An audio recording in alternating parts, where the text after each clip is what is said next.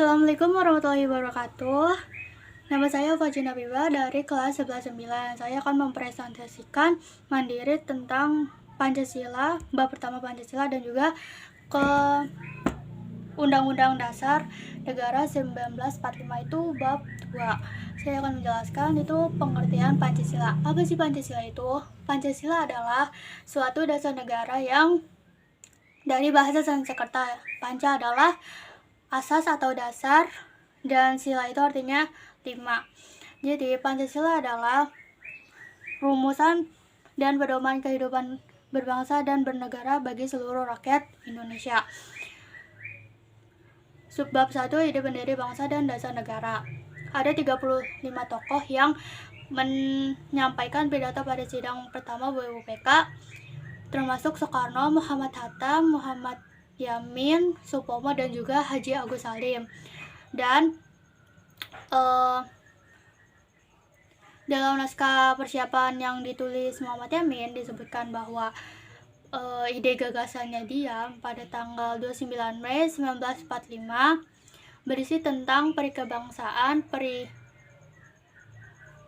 perikemanusiaan, periketuhanan, perikerakyatan, dan juga kesejahteraan rakyat. Supomo juga menyampaikan pidato mengemukakan pada tanggal 31 Mei 1945. Supomo juga berpidato gagasan mengenai rumusan 5 dasar negara. Yang pertama itu persatuan, kekeluargaan, mufakat dan demokrasi, musyawarah dan keadilan sosial. Dan juga Insinyur Soekarno juga menyampaikan pidato juga pada dalam sidang persiapan naskah. Disebutkan bahwa Insinyur Soekarno itu isinya itu kebangsaan Indonesia, internasionalisme, mufakat atau demokrasi, kesejahteraan sosial, dan juga ketuhanan yang Maha Esa. Penerapan Pancasila itu kan Pancasila kan ada 5, yaitu ketuhanan yang Maha Esa, kemanusiaan yang adil dan beradab, persatuan Indonesia, kerakyatan yang dipimpin oleh hikmat, kebijaksanaan dalam permusyawaratan perwakilan, keadilan sosial bagi seluruh rakyat Indonesia.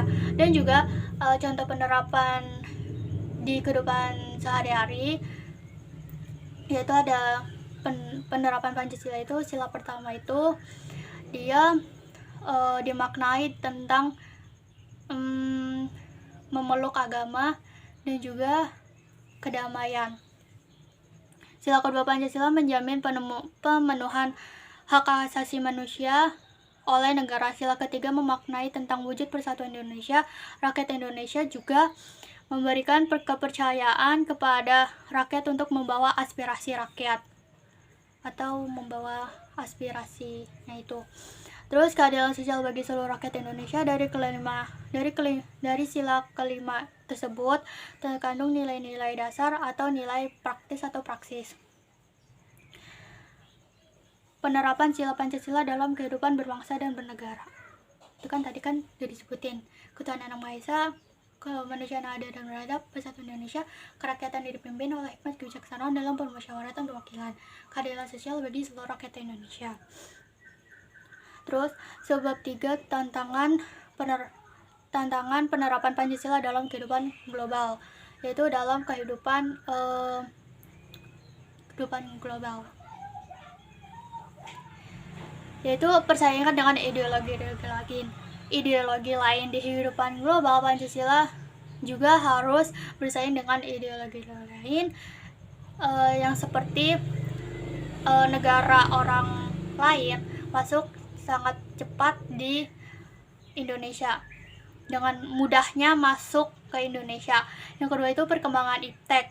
Perkembangan iptek yang pesat akan membuat pengaruh kebudayaan Indonesia, kebudayaan luar negara bisa untuk dengan cepat ke negara kita. Yang ketiga itu kurangnya pemahaman, yaitu kurangnya dari masyarakat itu yang kurang pemahamannya tentang kehidupan globalnya itu. Jadi kurang pemahaman dengan kehidupan globalnya itu. Selanjutnya itu ide pendiri bangsa tentang konstitusi. Kan konstitusi ada dua, yaitu konstitusi tertulis dan juga tidak tertulis. Bedanya apa? Karena konstitusi tertulis itu dia itu aturan pokok negara yang mengatur perikedupan dalam hukum negara. Jadi dia konstitusi tertulis itu contohnya itu dalam Pancasila. Terus kalau konstitusi yang tidak tertulis disebut konvensi, yaitu kebiasaan-kebiasaan tentang negara Indonesia yang kebiasaan-kebiasaan ketatanegaraan. Selanjutnya, hubungan antar regulasi. Hierarki merupakan urutan jabatan atau pangkat kedudukan, yang berarti hierarki merupakan tingkat wewenang dari yang paling atas hingga yang paling bawah.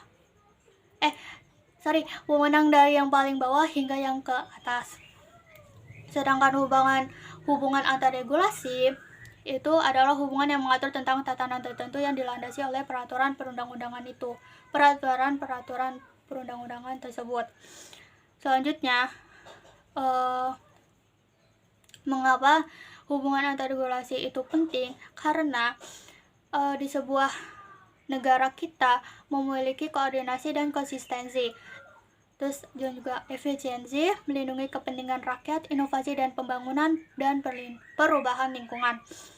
Dan selanjutnya itu konsekuensi pelanggaran atas kesepakatan. Norma adalah aturan atau ketentuan yang mengikat warga masyarakat. Ketentuan tersebut digunakan sebagai panduan dan kendala dalam berperilaku manusia. Pelanggaran kesepakatan adalah suatu tindakan yang bertentangan dengan kesepakatan yang telah disetujui oleh para pihak yang terlibat. Konsekuensi pelanggaran kesepakatan dapat menimbulkan konsekuensi yang bervariasi tergantung pada jenis, tingkat, dan dampak pelanggaran tersebut. Dan ada pula pelanggaran konsekuensi hukum dan pelanggaran konsekuensi sosial. Konsekuensi hukum dapat berupa denda, ganti rugi, pembatalan janji, hukuman mati, dan bahkan hingga denda hukuman mati. Konsekuensi sosial juga dapat menimbulkan perpecahan, permusuhan, konflik, atau kekerasan di masyarakat itu. Jadi berbuat gaduh yang ada di lingkup sosial. Lalu selanjutnya itu macam-macam norma. Kan macam-macam norma ada 4. Norma agama, norma agama, kesopanan, kesusilaan, dan juga norma hukum. Nah, norma agama itu adalah peraturan yang hidup manusia yang sumbernya dari Allah Subhanahu wa taala. Kalau norma kesopanan adalah berhubungan dengan manusia yang kehidupan sehari-harinya dan sumber dari budaya atau kebiasaan-kebiasaan masyarakat kita tersebut. Norma kesusilaan adalah peraturan hidup yang berkenaan dengan bisikan kalbu dan suara hati manusia. Norma hukum adalah norma yang peraturan-peraturan itu oleh diatur badan hukum yang membuat masyarakat itu harus patuh terhadap hukum yang berlaku. Selanjutnya itu studi kasus pelanggaran norma dan regulasi. Melawan arus atau lawan arah jalan. Pasal yang mengatur pasal 287 ayat 32 tahun 2009 tentang lalu lintas dan angkutan jalan LLAJ. Pelanggar dapat konsekuensi pidana dengan atau penjara. Sanksi dapat maksimum hingga 500.000. Siswa SMA menyeberang jalan tidak melalui zebra cross. Pasal yang mengatur itu pasal 131 ayat 3 UU LAJ yang menyatakan bahwa yang intinya itu dia itu siswa itu tidak menyeberang zebra cross, jadi dia tuh siswa menyeberang yang bukan di zebra cross itu akan bahkan dia itu membahayakan dirinya sendiri maupun orang lain. Terus vandalisme itu mencoret-coret rumah warga itu dia bisa melakukan pidana hingga paling banyak Rp225. Terus kesimpulan yang ada, sebagai dasar negara, Pancasila menjadi pijakan utama dalam menjalankan pemerintahan dan mengatur kehidupan berbangsa dan bernegara. Dengan menghargai, memahami, dan mengamalkan Pancasila, Indonesia berusaha untuk mencapai cita-cita sebagai negara yang adil, makmur, dan juga berdaulat. Sekian, terima kasih. Apabila perkataan atau perbuatan saya tidak berkenan di hati, saya mohon maaf.